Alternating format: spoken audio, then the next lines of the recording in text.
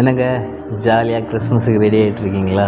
இந்த நாளிலும் ஐயோ எனக்கு ஒன்றும் முடியலை, என் வாழ்க்கையே ரொம்ப இருட்டான மாதிரி இருக்குது, என்னால் பாவங்களை விட முடியலை, பழைய சுபாவங்களை விட முடியலைன்னு சொல்லி கவலைப்பட்டுட்ருக்கீங்க. கவலைப்படாதீங்க. உங்களை ஒளி உள்ளவர்களாய் மாற்றுறதுக்கு தான் ஏசப்பா இந்த உலகத்துக்குள்ளாக அவர் வந்தார். அதை ஆண்டவர் எப்படி சொல்லியிருக்கிறார் பாருங்க. யோவான் எழுதின சுவிசேஷம் 8வது அதிகாரத்தில் 12வது வசனத்தில், மறுபடியும் இயேசு ஜனங்களை நோக்கி, நான் உலகத்துக்கு ஒளியாக இருக்கிறேன். யார் உலகத்துக்கு ஒளியாக இருக்கிறார்னா, ஆண்டவராக இயேசு கிறிஸ்து இந்த உலகத்துக்குள்ளே ஒளியாக இருக்கிறாரு. ஸோ அந்த ஒளிக்குள்ளே என்ன செய்யணும்? நம்ம நடக்கணும். நம்ம வாழ்க்கையில் யாரை பின்பற்றுறோம்? நம்ம இந்த கிறிஸ்மஸ் நாட்களில் யோசித்து பார்ப்போம். யாரை நம்ம பின்பற்றுறோம்?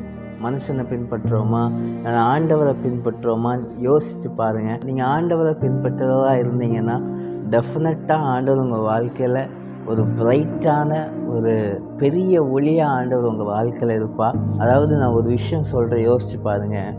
இருட்டுக்குள்ளே ஒளி வந்துட்டுன்னா இருளுக்கு அங்கே வேலை இருக்காது. அதே போல் இருட்டான உங்கள் வாழ்க்கைக்குள்ளே இயேசு வந்துட்டாருன்னா அவங்க இருளான காரியங்கள் உங்கள் வாழ்க்கையை விட்டு அகன்று போகும். ஒரு சமாதானமான ஒரு வாழ்க்கை உங்கள் வாழ்க்கையில் நிலமும் ஒரு பெரிய வெளிச்சத்தை நீங்கள் பார்க்க முடியும். அதனால் நீங்கள் கவலைப்படாதீங்க, நீங்கள் சந்தோஷமாக இருங்க. ஆண்டவர் உங்கள் வாழ்க்கைக்குள்ளே இருக்கிறாரு, உங்கள் வீட்டுக்குள்ளே ஆண்டவர் இருக்கிறாரு. ஸோ நீங்கள் இருளிலே நடவாமல் அவர் ஜீவ ஒளியை ஆண்டவர் உங்கள் வாழ்க்கையில் அவர் தந்திருக்கிறார். ஸோ ஹாப்பியாக இருங்க. இந்த கிறிஸ்மஸ் டேஸை சந்தோஷமாக கொண்டாடுங்க. கர்த்தர் உங்கள் வாழ்க்கையில் இருக்கிறார். ஆமென்.